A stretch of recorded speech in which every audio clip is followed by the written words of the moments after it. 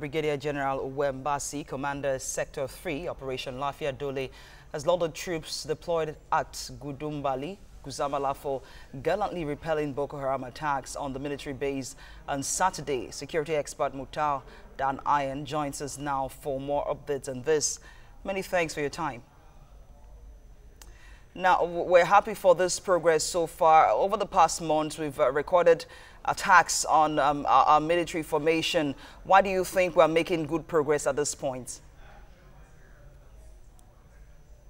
Why is who making good progress? Boko Haram or the Nigerian military? The Nigerian military isn't making good progress. Boko Haram is making good progress. What the Nigerian military is putting out is just propaganda. And it's propaganda that doesn't do anyone any good, because it's a state of affairs that is very far from reality. All right, Mukhtar, you're so blunt, but that's fine. But let's look at some of the words used by the Nigerian military in recording some success. One of them has to do with gathering intelligence from the local people.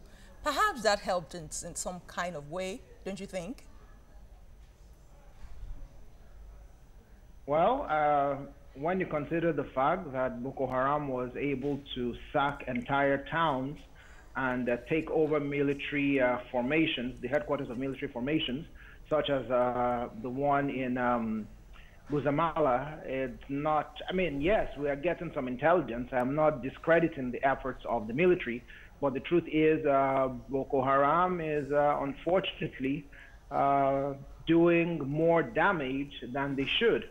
And that doesn't help anyone. I mean, Boko Haram should not be taking territory 4 years, 3, 4 years, 5 years after we were able to repel them in most places. But we're back to what seems to be square one. We understand that. Why do you think we're not making progress? As you said, recently we understand, we also got to know about how our soldiers are treated. They're not treated fairly. They're not paid well. They're not treated well even when they sustain injuries or even die in the process.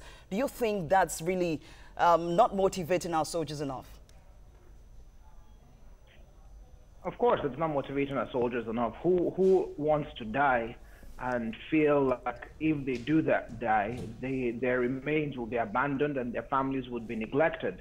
That's one issue from a morale perspective. But from a logistics perspective, we are unfortunately still facing a lot of the same challenges we faced under the last administration, where troops are not being supplied with equipment that is modern, equipment that is working with the supplies and utilities that are basically needed for them to wage an effective campaign against what in some cases is better armed insurgents.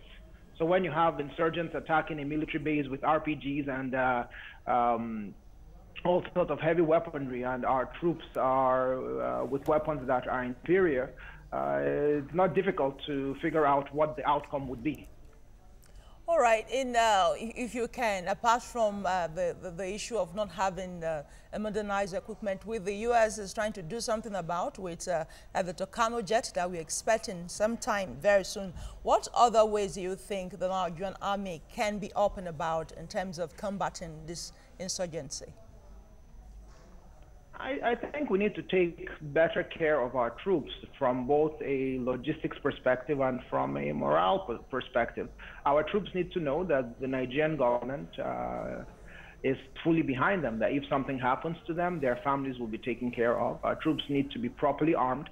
Our troops need to have their welfare taken care of, which is money has to come in on time. They need to be properly fed.